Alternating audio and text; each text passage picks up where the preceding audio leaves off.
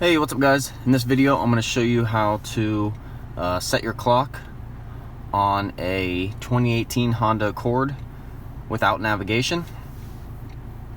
So you're going to start out by pressing the menu button and then just go to adjust clock right there and press the select button and then just turn it to select the hour, and then it cycles through AM, PM.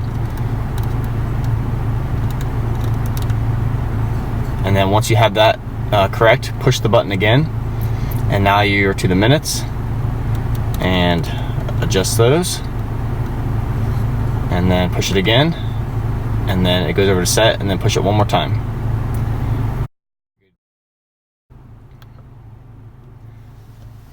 And that's it guys, that's how you adjust your clock. Thanks for watching.